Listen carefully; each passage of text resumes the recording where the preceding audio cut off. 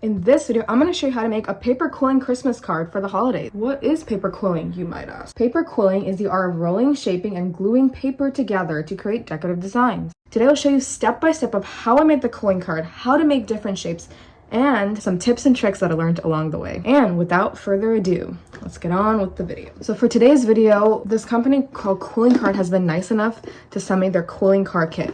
But just know that you do not need these supplies to make a successful quilling card. I have made quilling cards in the past without any of these special supplies. So now let's move on to the materials that you will need to make this card. The materials you will need to make a quilling card are strips of paper cut by scissors, or these pre-made cut strips of tissue paper like I have here, a pair of scissors or a thread cutter, Elmer's glue, a Christmas card with an image on it, or an image that you drew yourself, a slotted needle tool, or if you don't have one, a wooden skewer will suffice, and tweezers. Now we've got all our materials set up. It's time to get crafting. First step to making paper quilt designs is to take a strip of paper and the slotted needle tool or skewer and wrap around the paper while spinning the tool. Now this is going to take time and patience, but if you take your time and hold it steady, you can make sure that the paper will be wrapped around in the same place.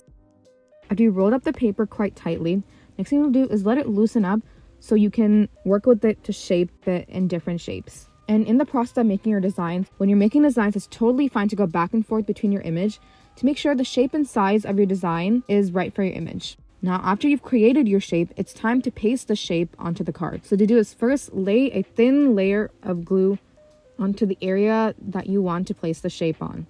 After that, you take the shape and place it on the area of the thin sheet of glue and just lightly pat it with your finger. And don't move it around too much because that will ruin your shape. Now we got that out of the way, I'm going to show you how to make each of these shapes so you can make your designs. So to make the teardrop shape, it's really simple. You have the circle base like we have, and then all you're going to do is pinch it on one side with your fingers. The next shape that we're going to make is a diamond shape. Now this shape is a lot similar to the teardrop shape, but the difference lies in where we pinch on both sides instead of just one side, and you're going to keep shaping it with your fingers until you get a diamond shape.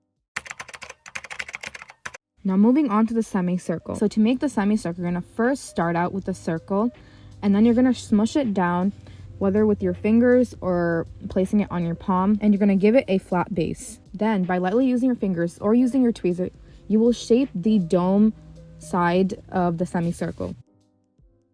Now these shapes are definitely a little bit more difficult to make, but if it takes a few tries and it takes some time, that's okay. It's all about the learning process. Just play with the paper for a bit, and if you get a shape you like, then just go with it.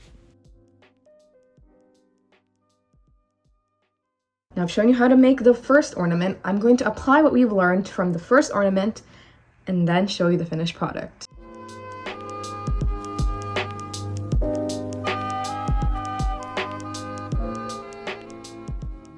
So now we have the finished card right here. Here's some tips and tricks that I learned through this process. Number 1.